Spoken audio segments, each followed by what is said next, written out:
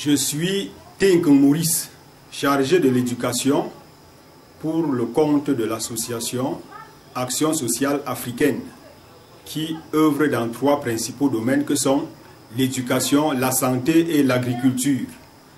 Cette association est pionnière en matière de guerre contre le franc CFA. C'est ainsi qu'en 2014, elle a invité le professeur Nicolas Agou pour une série de conférences, de tables rondes et de débats au Cameroun et dans 3 localités que sont Yaoundé, Douala et Tcham.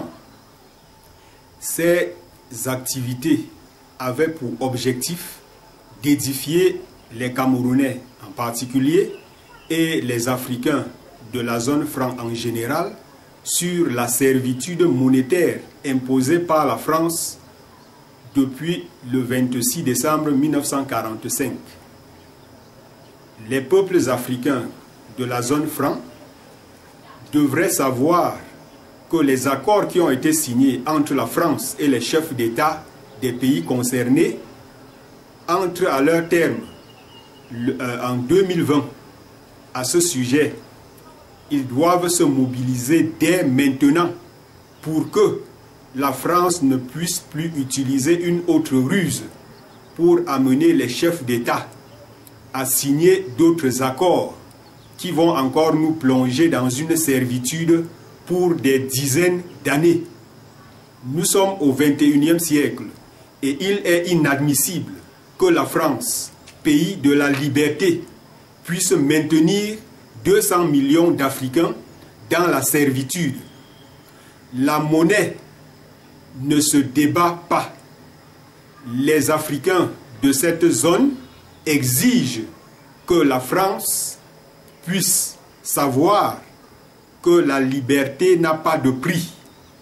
Et les peuples africains concernés sont chargés de se mobiliser dès maintenant pour que le monde puisse être informé que nous ne voulons plus de cette servitude imposée par la France. La tutelle de la France pendant 75 ans n'a apporté que la misère, la pauvreté et l'esclavage en Afrique. Il est temps que les peuples africains se mettent debout pour se mobiliser pour que l'année 2020 soit celle de la fin des accords et du début de la souveraineté de ces peuples avec des nouvelles monnaies dans les différents pays.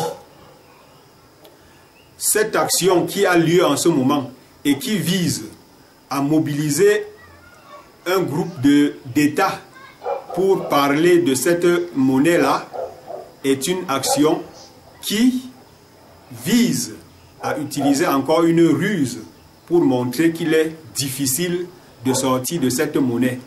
C'est chaque pays qui avait signé un accord, c'est chaque pays qui devra sortir de cette monnaie individuellement. Donc il est hors de question que l'on puisse continuer à manipuler les pays pour qu'ils agissent en groupe. Cette manœuvre ne peut avoir pour objectif qu'un échec et donc faire croire aux peuples africains qu'il est difficile d'avoir une monnaie. Non. Sur les 194 pays du monde, il n'y a que 15 pays d'Afrique qui n'ont pas leur monnaie. Et nous disons qu'il est temps pour qu'on mette fin à cette tutelle monétaire de la France. Les Africains de la diaspora et d'Afrique sont priés de ne plus s'arrêter en matière de revendication pour que nous puissions nous libérer de cette monnaie imposée par la France et système qui lui a été imposé par l'Allemagne en 1939, appelé le nazisme monétaire. C'est cela que la France a accordé aux peuples africains comme remerciement pour avoir combattu à ses côtés pour la libérer de la tutelle allemande. Je vous remercie.